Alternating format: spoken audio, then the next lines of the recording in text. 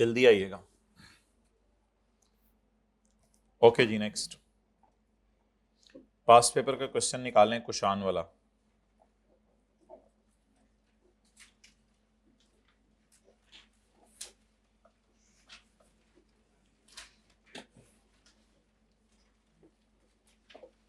Page number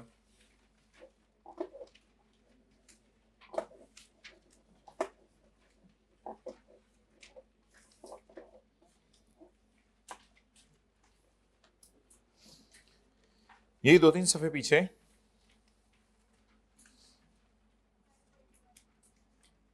$530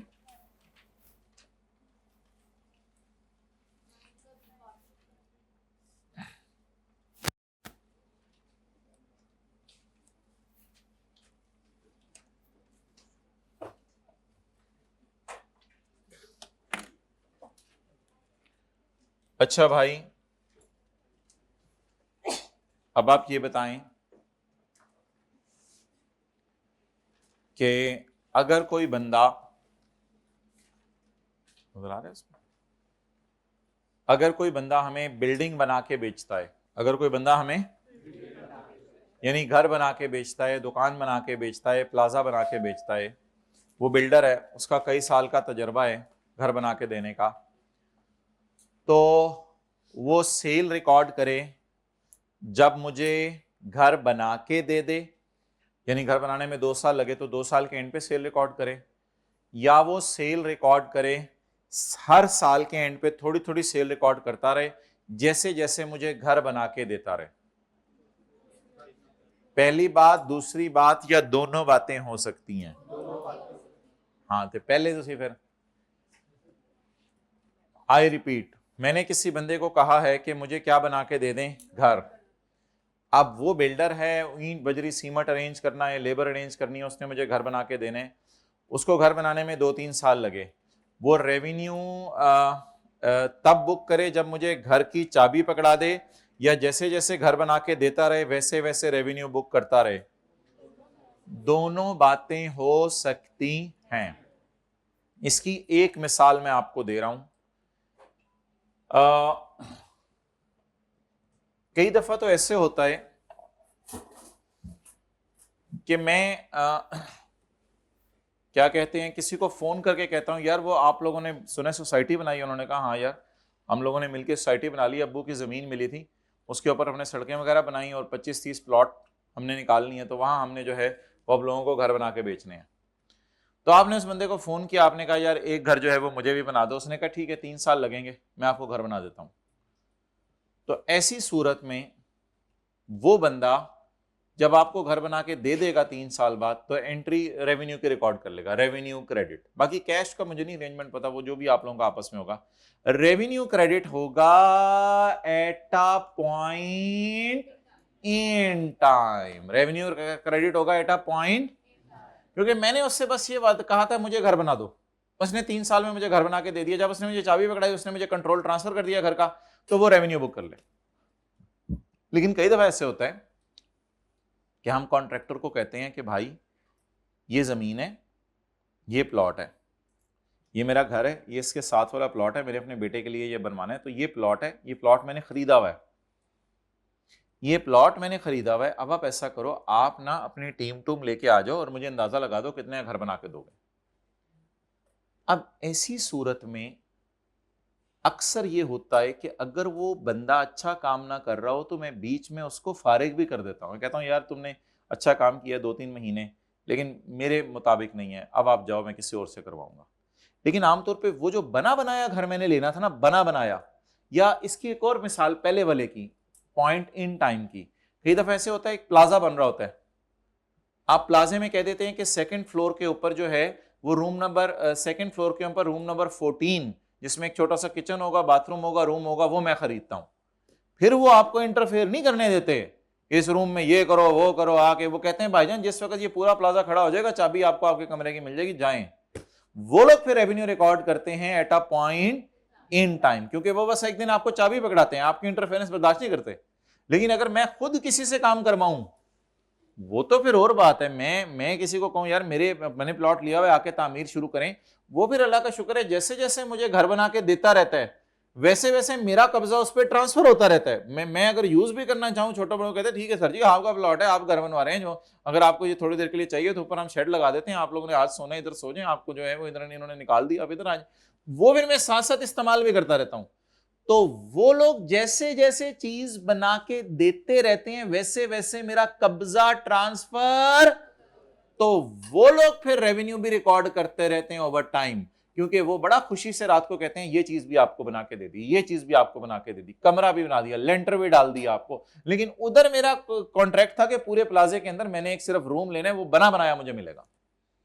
और इसकी एक और मिसाल, जो हाइब्रिड में लेट आए हैं जरा सुने, इसकी एक और मिसाल, आपने फोन किया किसी भी फर्नीचर की दुकान पे, यार मुझे बेड बना दो, उसने कहा यार बेड मैं आपको 2 महीने में बना के दे देता हूं। उसने दिसंबर और जनवरी का महीना लगा के आपको बेड बना दिया, वो 31 जनवरी को एंट्री करेगा सेल क्रेडिट। कैश का मुझे नहीं पता, वो तो डील में डिपेंड करेगा कैश कब देना है, एडवांस दिया हो।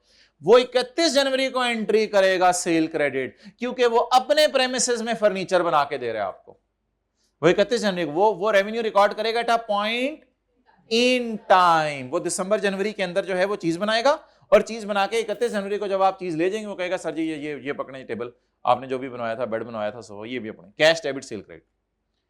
लेकिन अगर मैं किसी लकड़ी वाले को ढूंढूं और लकड़ी वाले को कहूं कि यार आए जरा बेड जो है वो मुझे लोग 2 वाला बनाते हैं, मुझे जरा 3 वाला चाहिए, लोग ये करते हैं मुझे ये चाहिए, अब आप उससे बनवा रहे हैं बेड, उससे कुर्सी बनवा रहे हैं अपने साइज की, अब आप उससे बनवा के कुर्सी बनवा रहे हैं उसके प्रेमिसेस में नहीं, जिसको आप कहते हैं नहीं घर तक आ गया, वो घर तक आ गया आपके प्रेमिसेस में आके चीज बना के दे रहा है।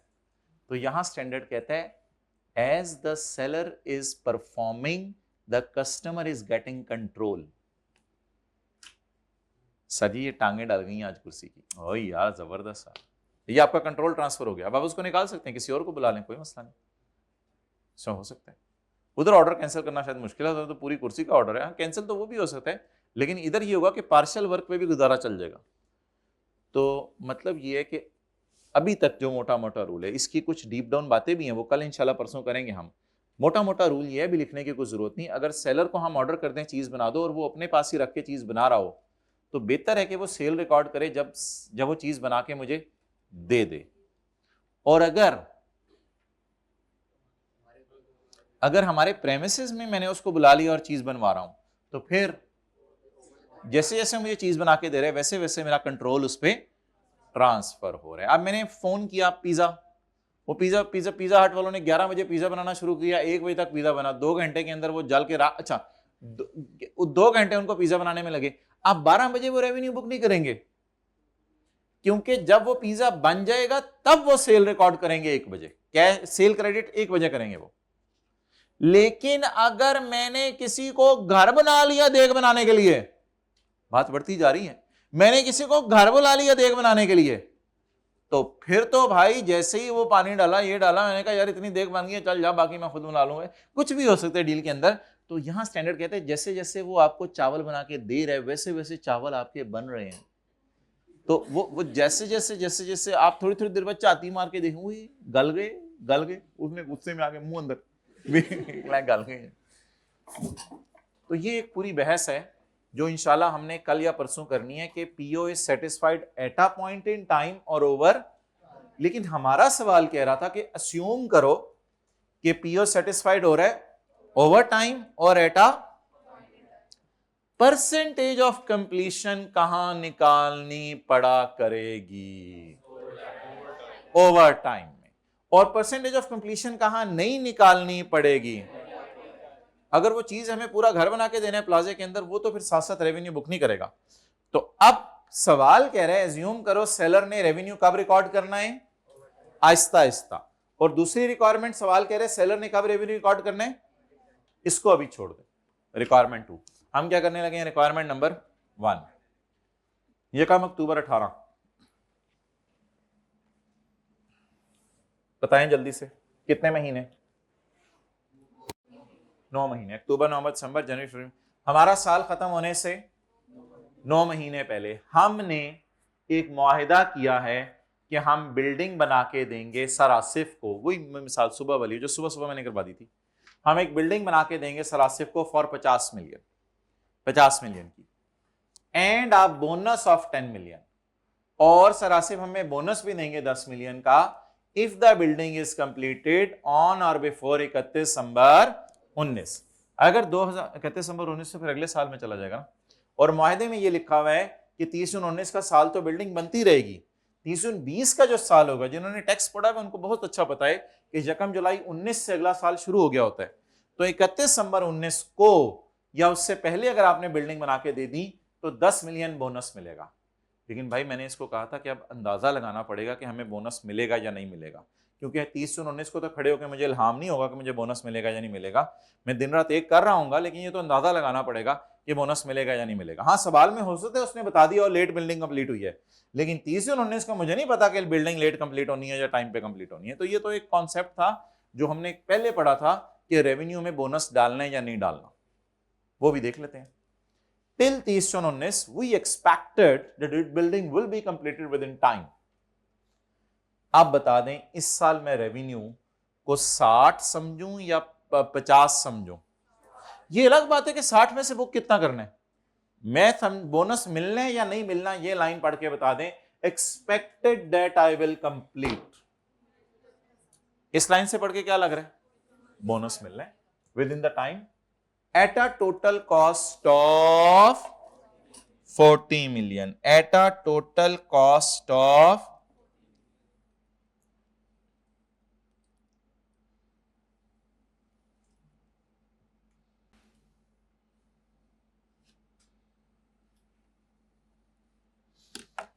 आप लोग बस यहीं तक पढ़ें, at a total cost of 40 million। अब आगे पढ़ें, of which, ये समझ लें उसी फुल स्टॉप नहीं लगा हुआ उधर, of which 26 was incurred till, अभी तो सवाल किया था थोड़ी देर पहले कि 100 लेबर आवर्स काम हो गया, 600 लेबर आवर्स काम होना था, तो मुझे बता दें कि ईंट बजरी सीमेंट और लेबर को मैंने कितने पैसे दे दिए हैं हमारे साल के एंड तक, और कितने देने हैं total till 30 June we expected that building will be completed within a time at a total cost of, तो what is my actual खर्चा at end of first year 26, what is my total खर्चा expected for full contract, out of this 40 26 is confirmed now and 14 is expected, 14 is expected. ये तो अपनी तरफ से हमने अल्हम्दुलिल्लाह साइंस सही मारी है कि 14 इज एक्सपेक्टेड, लेकिन वैसे जो कॉन्ट्रैक्ट है वो अल्हम्दुलिल्लाह बड़ा अच्छा चल रहा है, क्योंकि 40 का खर्चा आना है और 50 की सेल होनी है, तो बड़ा जबरदस्त काम है कि ईंट बजरी सीमेंट और लेबर वगैरह 40 मिलियन का लगेगा और 50 का बन जाएगा, और टाइम पे बना दिया तो 7-10 और भी मिल जा रहे हैं, 60 मिल जा रहे हैं, तो बड़ी हम जन्नतों में घूम रहे हैं। 40 मिलियन का हमारा खर्चा है और 60 मिलियन हमें रेवेन्यू है। डन। ये सवाल सॉल्व करने से पहले हम जो है वो परसेंटेज ऑफ कंप्लीशन निकाल लिया करेंगे। हम अभी सॉल्व करने लगे हैं सिर्फ ईयर एंड 30 जून 2019 का प्रॉफिट निकालना है, यानी P&L बना लेते हैं, P&L बना लेते हैं। अच्छा, ऊपर आप लोग सिर्फ 8-10 लाइनें छोड़ दें और हेडिंग दे दें ईयर एंड 30 जून 19, बस 7-8 लाइनें छोड़ दें और 7-8 लाइनें छोड़ के वर्किंग करें। परसेंटेज ऑफ कंप्लीशन, ये मेरे ख्याल से इनपुट मेथड है कि 26 की ईंटें लगा दी हैं और 40 की टोटल लगानी है, ये इनपुट मेथड है एक तरह का। कितना खर्चा हो गया है हमारे साल 26, कितना टोटल होना है 40, कितना प्रोजेक्ट कंप्लीट हो गया 26 डिवाइडेड बाय 40 इंटू 100, 65% काम अल्लाह का शुक्र है पहले साल ही हो गया। अच्छा, अब प्रॉफिट निकालने का क्या मतलब है, क्या मैं बनाऊं P&L, ठीक है जी। अब माय डियर आप लोगों ने एक काम करना है जो मैं आपको बताऊंगा कि नोट एंड पे करना है आपने। अब इस साथ साथ अब नोट नहीं करूंगा, यहां तक नोट कर लिया काफी है। अब हमने हेडिंग दिया करनी है पेपर में रेवेन्यू और कॉस्ट ऑफ सेल, या कॉस्ट ऑफ रेवेन्यू भी दे सकते हैं, कॉस्ट ऑफ रेवेन्यू, ये हेडिंग में चल सकती है। सेल आप लोगों ने पकड़ा करनी है 100% कॉन्ट्रैक्ट की सेल पकड़नी है। वो अलग डिस्कशन है कि बोनस डाल के पकड़नी है या नहीं, वो अलग डिस्कशन है। सेल है वैसे 50, बोनस डाल के 60। ये लाइन पढ़ के बता दें कि बोनस डाल के सेल पकड़ूं या डाले बगैर, will be completed with in time. तो बोनस डाल के जरा मुझे सेल कोई पकड़वाए, लेकिन जाहिर बात है एग्जामिनर को तो आप शो कर देना 50 जमा, लेकिन 60 की सेल बुक ना करें। 60 तो पूरे कॉन्ट्रैक्ट की सेल है, 60 तो क्या है, पूरे P&L एज ऑन होते हैं या for the year, for the year पूरी सेल बुक करूं या फॉर द ईयर सिर्फ 60, जी बोले 39। ये क्या हो गई, सेल, ये क्या हो गई, सेल। अगला my dear, cost of revenue, पूरे कॉन्ट्रैक्ट की सेल 60 है और पूरे कॉन्ट्रैक्ट की कॉस्ट, पूरे कॉन्ट्रैक्ट की कॉस्ट 40।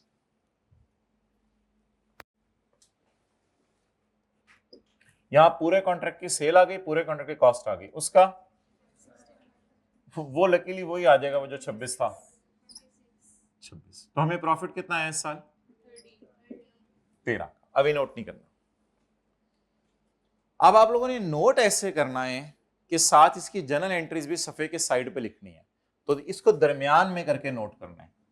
39 की एंट्री, कैश डेबिट रेवेन्यू, सवाल में कैश बताया नहीं हुआ, मैं समझने के लिए लिख रहा हूं, हो सकता है क्रेडिट हो, वो मुझे नहीं पता।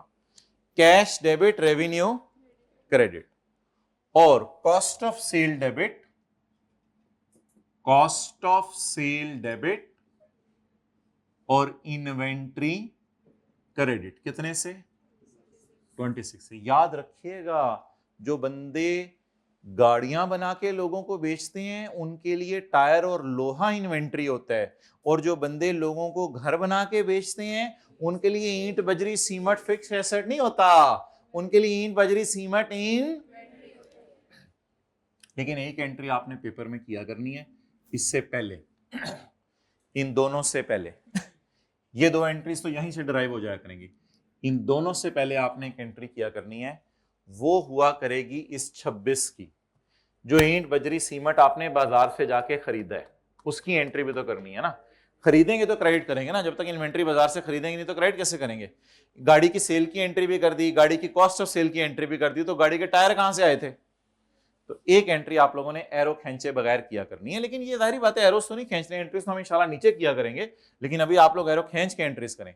एक एंट्री आप लोगों ने सवाल से किया करनी है, इन्वेंट्री डेबिट, इसकी ये आपने क्वेश्चन से फिगर उठाया करनी है, 26। चलें, तो अब खुली खुली करके ये 3 एंट्रीज नोट कर लें और P&L भी बना लें।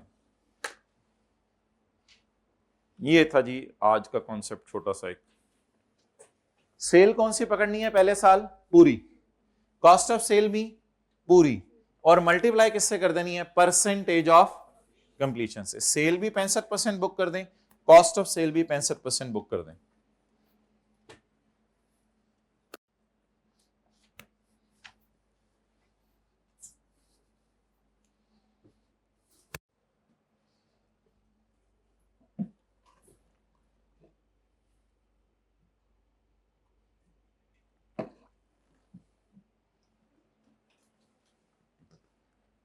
बॉटल खरीदने की क्या एंट्री होती है, inventory debit cash credit, bottle बेचने की cash debit sale credit, cost of sale debit inventory credit. ये परपेचुअल सिस्टम है, दोनों एंट्रीज हम करके दिखा रहे हैं।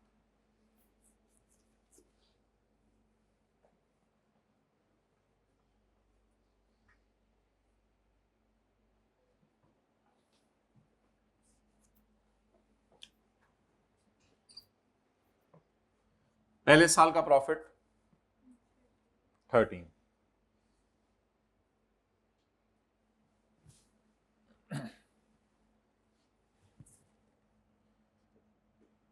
अभी रिक्वायरमेंट 1 ही चल रही है और अब मेरा साल कौन सा आएगा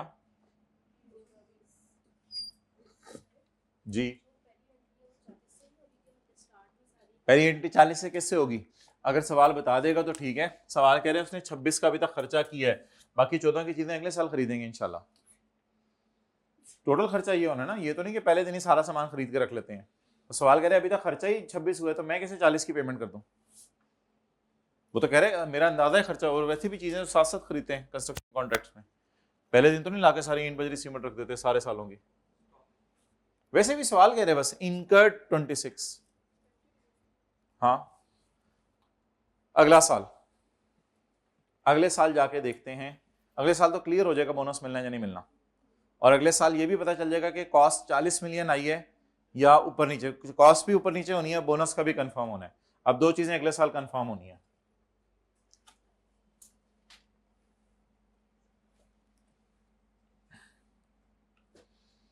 However, due to bad weather and time involved in regulatory approval, वजह जो मर्जी बनी छोड़े, the building was completed very late.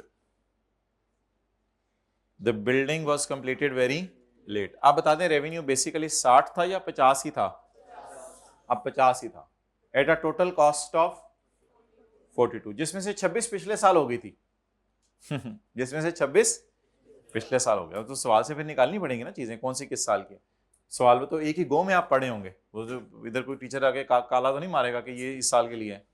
तो 42 मिलियन का टोटल खर्चा हुआ है, उसमें से 26 का पिछले साल हो गया हुआ था, लेकिन पिछले साल अंदाजा था कितना होगा, लेकिन अब हकीकत खुली है कि टोटल खर्चा कितना है।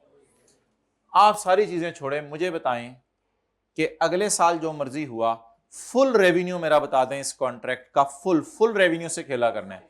50 full revenue and full real actual cost, बस इन दोनों फिगर्स को उठा लें, इन दोनों फिगर्स को उठा लें। P&L, रेवेन्यू,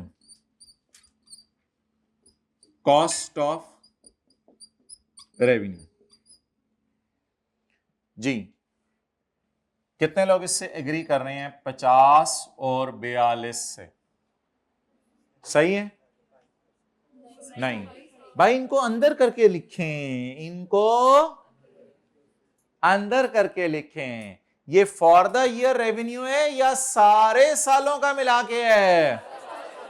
P&L क्या बनता है? For the year. तो ये तो फुल रेवेन्यू और फुल कॉस्ट है। इनको क्या करें? आज P&L बनाने का एक अजीब तरीका देखें। P&L बनाने का अजीब तरीका, this is revenue as on.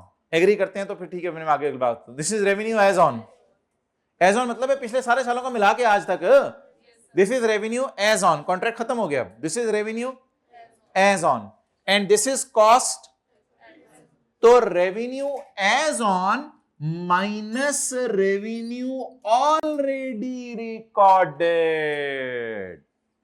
Done? What is revenue as on? What is revenue already recorded?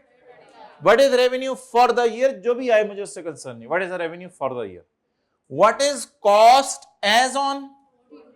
What is cost already recorded in पिछले साल का P&L? 26 and what is the remaining figure?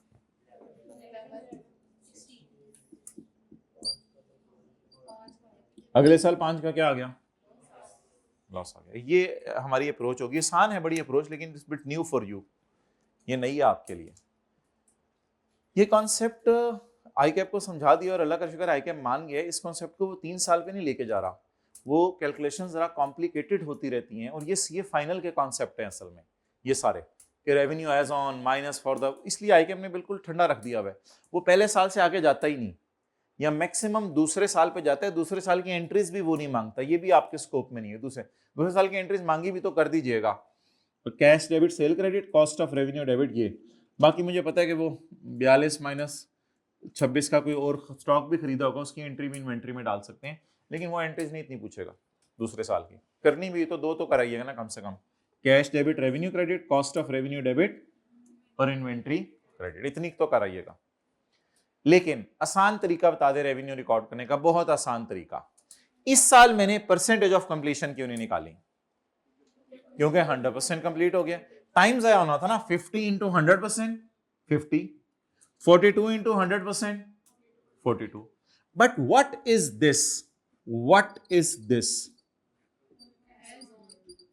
As on, but I need, so what is the तरीका? As on minus brought down is equal to for the year। तो ये जी आसान सा तरीका हुआ करेगा। वैसे आप एक और चीज देखें, हमारा प्रॉफिट है भी 8 मिलियन ही, हमारा प्रॉफिट है भी 8 मिलियन ही, 13 इधर, 5 का नुकसान। प्रॉफिट तो देखें हमारा 8 ही आया ना। ओवरऑल जब कॉन्ट्रैक्ट के एंड पे जाके पता चला कि बोनस हमें तो नहीं मिलने, तो ये 50 और ईंट बजरी सीमेंट 40 की सोची थी, 42 की लग गई, तो मैंने कमाया कितना? 8। उसमें से 13 बुक कर लिया था पिछले साल और 5 बुक कर लिया, 5 लॉस बुक कर लिया इस साल। It is a change in estimate. Retrospective नहीं करना इसको, रिट्रोस्पेक्टिव नहीं करना कि पिछले साल जाके बोनस उल्टा रहे हो और वो, और जो हो गए अंदाजे होते हैं, बोनस मिलना नहीं मिलना। It is a change in estimate. अब मुझे अगला सवाल जरा पढ़ के बता दें, अगले सवाल की क्या रिक्वायरमेंट है, यानी अगला पार्ट क्या आपसे पूछ रहे हैं। कहते हैं रेवेन्यू कब रिकॉर्ड करना है? At a point in time या ओवर टाइम? In time. ये हमारी कौन सी रिक्वायरमेंट थी? 1 का 30/19 का सॉल्व किया है और 1 का 30/2020 सॉल्व। अब हमारी कौन सी रिक्वायरमेंट है? 2। कहते हैं रेवेन्यू रिकॉर्ड करो जब आप उससे ये चीज दे दो, तभी रेवेन्यू रिकॉर्ड करो। तो बताएं जी, पहले साल कितना रेवेन्यू रिकॉर्ड करेंगे और पहले साल कितना कॉस्ट ऑफ रेवेन्यू रिकॉर्ड करेंगे? 0। लेकिन एक एंट्री तो पहले साल मुझे लग रहा है होगी इन तीनों में से, और ये इन्वेंट्री नजर आएगी मेरी बैलेंस शीट में वर्क इन प्रोग्रेस के तौर पर। वाई 3 एंट्रीज होंगी अगले साल या एक ही एंट्री होगी? अगर रेवेन्यू बुक नहीं करेंगे तो कॉस्ट ऑफ, बाकी अगर वो कोई पैसे दे देगा तो cash debit advance from customer, वो तो अलग डिस्कशन है, वो अगले सवालों में देखेंगे, इस सवाल में तो नहीं वो हमें बता रहा। तो आप बड़े धड़ल्ले से और बड़े कॉन्फिडेंस से मुझे बता दें, अगले साल ईयर एंडेड 30 जून 19 में मैं, मेरा प्रोजेक्ट कितने परसेंट कंप्लीट हुआ? परसेंटेज निकालनी नहीं, परसेंटेज, क्योंकि रेवेन्यू कब रिकॉर्ड करना है? रेवेन्यू रिकॉर्ड कब करना है? होली या 28 फरवरी को? तो 30 जून 19 को मुझे बता दें रेवेन्यू और कॉस्ट ऑफ रेवेन्यू कितनी होगी? 0 जी। रेवेन्यू नीचे ना लिखें परसेंटेज ऑफ कंप्लीशन का लफ्ज, कॉस्ट ऑफ रेवेन्यू 0, प्रॉफिट 0। इसकी जनरल एंट्री नहीं, इसकी जनरल एंट्री नहीं, एक और जनरल एंट्री, ये वाली नहीं की, ये वाली, एक और जनरल एंट्री जो क्वेश्चन से उठाएंगे। 26 was incurred till 30 June, 26 was incurred till 30 जून, 30 जून तक 26 हो गया हुआ था। ये क्वेश्चन से उठा लें और बैलेंस शीट में इसको शो कर देंगे वर्क इन प्रोग्रेस के नाम से।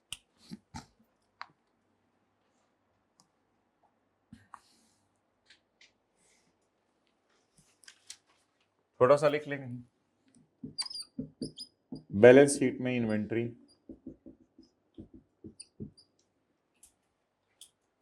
26,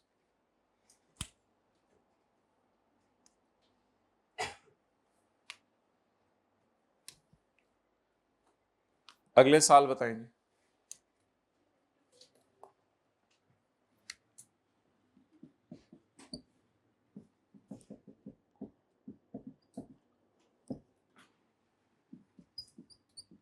अब इसमें मेरे ख्याल से अंदर वाले कॉलम में ना कुछ लिखें, बिकॉज सारा ही रेवेन्यू अभी बुक करना है, तो पुराना तो कोई है नहीं कि जीरो माइनस करें, टाइम ज़ाया नहीं करना आप जी।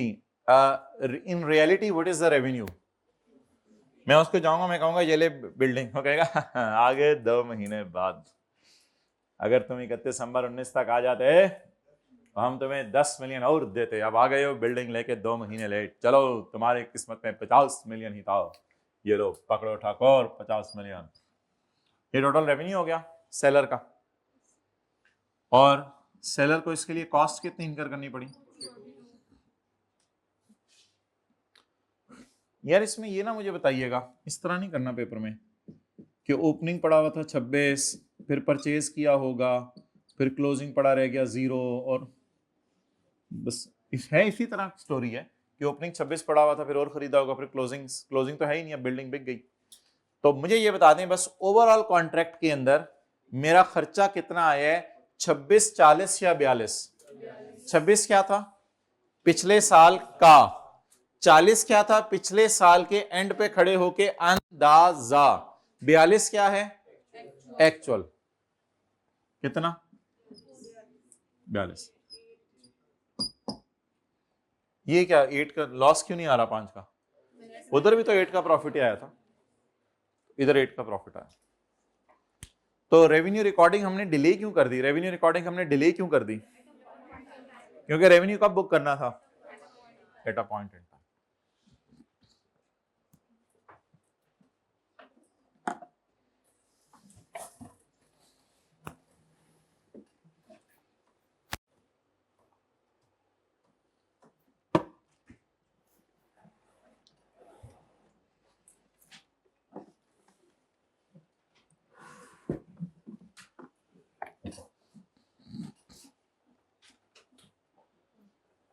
Revise these 2 calculations. सवाल ने क्या बताया था कि रेवेन्यू 50 है और 10 का बोनस है। मुझे 30/19 पे कैसे खड़े होके पता चला कि मेरा ग्रैंड रेवेन्यू 60 है, 50 नहीं है? Will be completed with in time. यहां से मुझे क्या पता चला बोले? मेरा रेवेन्यू 60 है।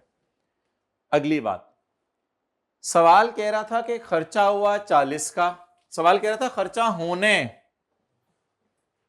सवाल क्या कह रहा था? खर्चा। इस साल के एंड पे मेरा ख्याल था खर्चा होने 40 का, लेकिन आगे उसने कहा खर्चा हुआ 42 का। ये 42 तो मुझे नहीं पता था 30/19 को, इसलिए मैंने काट दिया था इसको। उस 40 में से कितना हुआ? 26।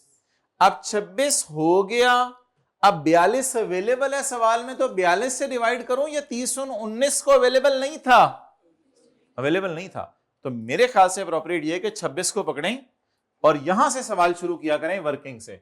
26 को पकड़ के 40 से डिवाइड कर दें ताकि पता चल जाए 65% बिल्डिंग बन गई है। अब जो रियल सेल है आपकी वो 60 है, और जो आपके ख्याल, ये भी ख्याल ही है बेसिकली, इसमें 10 ख्याल की वजह से डाला है, और जो ख्याल है आपका टोटल खर्चा वो 40 है। टोटल रेवेन्यू उठाया करना है इसमें, टोटल कॉस्ट उठाया करनी है, मुझे पता है दोनों अंदाजे हैं, और उनको मल्टीप्लाई कर दिया करना है 65% से। तो परपेचुअल सिस्टम में सेल की 2 एंट्रीज होती हैं, और सवाल से देख लिया करना है कितना खर्चा हुआ है। कितना खर्चा हुआ है?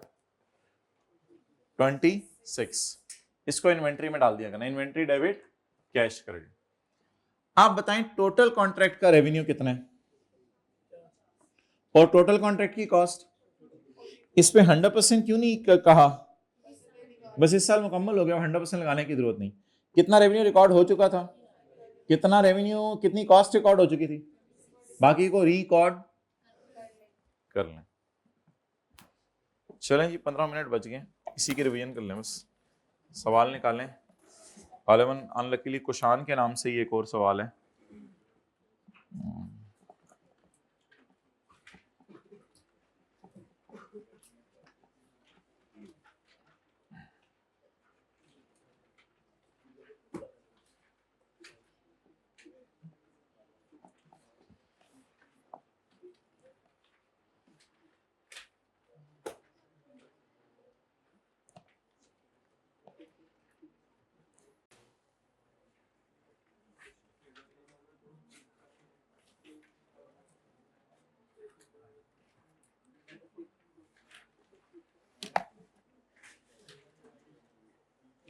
पार्ट बी करें जी। 478।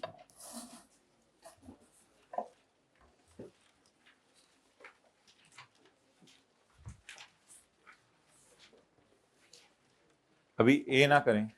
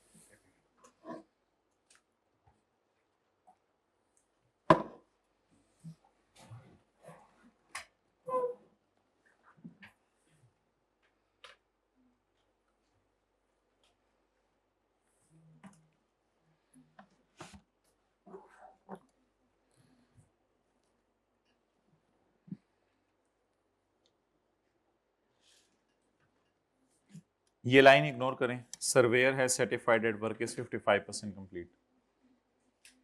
ये लाइन इग्नोर करनी है ना, क्योंकि वो मैं फिर रिक्वायरमेंट ए पढ़ूंगा ना, सर्वेयर का मेथड। इनपुट का मतलब है कितनी मटेरियल, लेबर वगैरह या कितना खर्चा आ रहा है।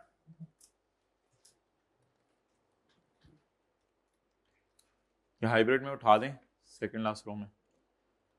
लास्ट रो में तो बिल्कुल ही मुझे पता भी नहीं कि कोई बैठा हुआ है।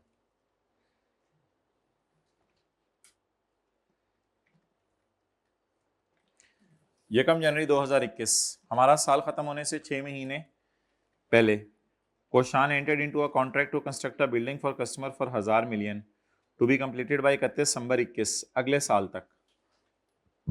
हमारे साल के एंड पे हमारा ख्याल है कि बिल्डिंग कंप्लीट हो जाएगी 400 में, लेकिन इन मसाइल मुसाइल की वजह से 28 फरवरी को बिल्डिंग कंप्लीट हुई, जो कि 31 दिसंबर 21 को होनी थी, at a total cost of 420, out of which 250 was incurred till 30 जून। हमारे साल कितना खर्चा हुआ है?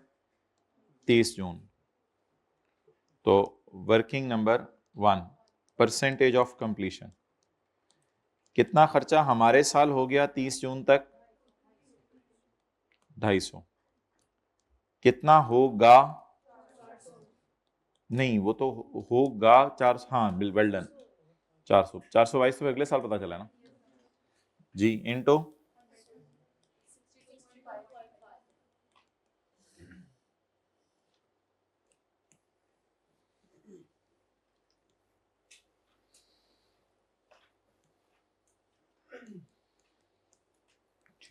रेवेन्यू और cost of revenue. Revenue grand total बताएं, ग्रैंड का ग्रैंड टोटल अंदाजन ही है ना, अभी तो बिल्डिंग पूरी नहीं हुई, अंदाजन ग्रैंड टोटल 400। इनका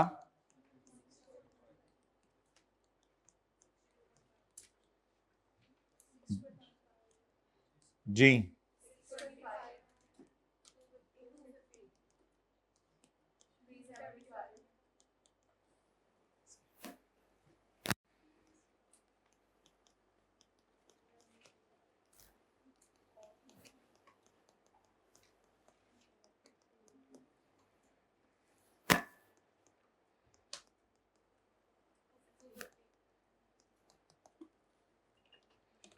हमारे साथ खर्चा ढूंढने कितना हुआ है आखिरी पैरे में?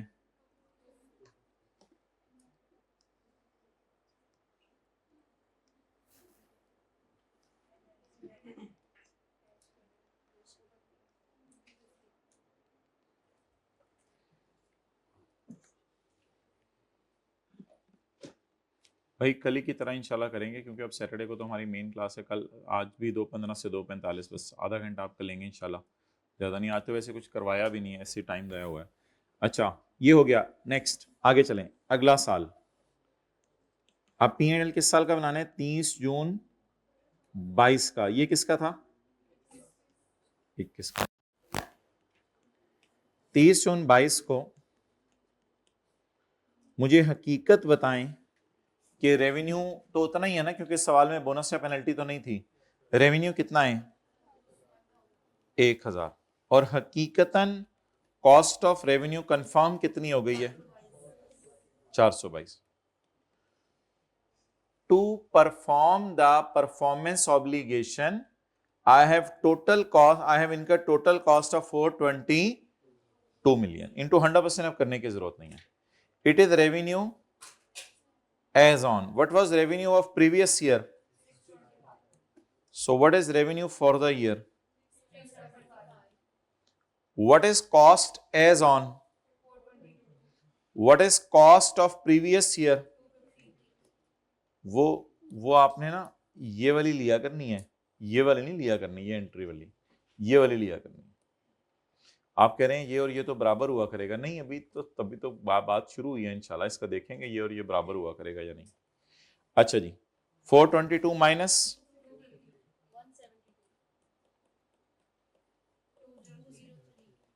203।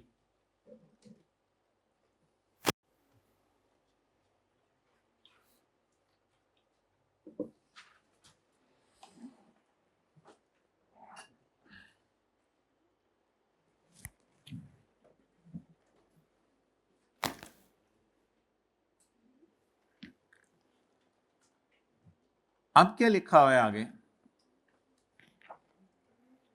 ये कौन सी रिक्वायरमेंट थी सवाल की? दोनों साल हो गए। अब कौन सी रिक्वायरमेंट है?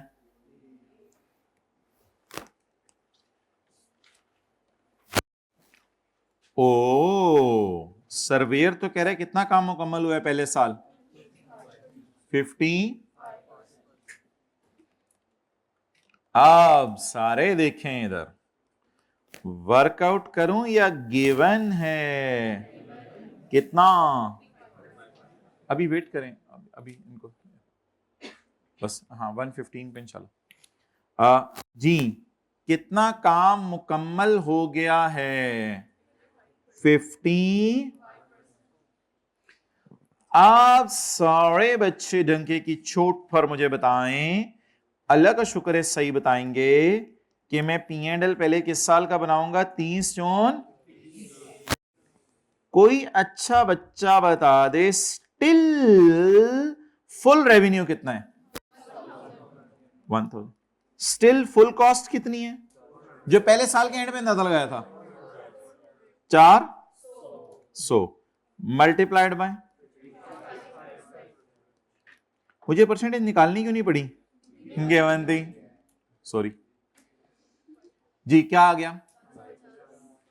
500, 220, 330। ओके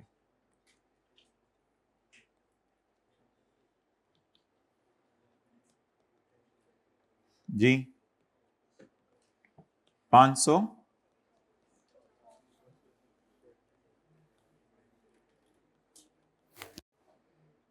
जी। ओ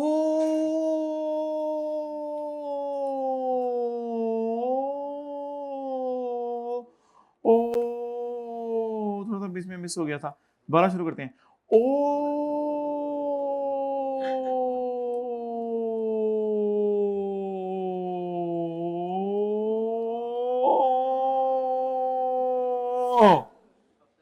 ये क्या वजह हुआ है? ये क्या वजह बनी है? इन्वेंट्री कुछ हो रहा है, नीचे कॉस्ट ऑफ इन्वेंट्री कुछ और आ रही है। पहले पता है क्यों मैच कर रहा था? पहले इसलिए मैच कर रहा था कि अम्मी अबू ने मैच कर, पहले इसलिए मैच कर रहा था कि आप परसेंटेज ही कॉस्ट की बेस पे निकाल रहे थे। समझ आई? पहले किस लिए मैच कर रहा था? आप परसेंटेज ही कॉस्ट की बेस पे निकाल रहे थे। अब क्यों नहीं मैच कर रहा? ऐसे ऐसे करें जरा, अब क्यों नहीं मैच कर रहा? अब क्यों नहीं मैच कर रहा? इसलिए कि सर ने लिखवाया था ये क्वेश्चन से उताने। अच्छा इसलिए लिखवाया था। ये कहां से उठाया करने? अब मैच नहीं करेगा ना, असल में उसके मुताबिक काम कुछ और हुए, मैंने इन्वेंट्री कुछ और खरीदी हुई है। तो जब भी याद रखिएगा कॉस्ट की बेस पे चलेंगे, वो शायद दोनों फिगरें मैच कर जाएं, लेकिन अभी मैंने इन्वेंट्री खरीद के कितने की रखी हुई है? 250 की, लेकिन कॉस्ट में कितनी जानी है? 200 की। अगला साल तो आप इंशाल्लाह कर लेंगे, उसमें तो कोई मसला नहीं। तो ठीक है, ओवर, जल्दी से नोट करें। बस एक बात बता दें, ये क्वेश्चन से कौन सी फिगर उठाया करनी है? जितना खर्चा हुआ वो क्वेश्चन से उठाया करना है। इस सवाल में परसेंटेज निकाली क्यों नहीं? गिवन थी। पिछले सवाल में किसकी बेस पे निकाली थी? कॉस्ट की बेस पे। किसी को पता है कि इसमें भी इन्वेंट्री वर्क इन प्रोग्रेस में शायद चली जाए? जारी बात है 250। चलें कल बात करेंगे, ली बट छोड़ें, कोई ऐसी इंपॉर्टेंट बात नहीं है। हाँ जी 30 की बिल्कुल।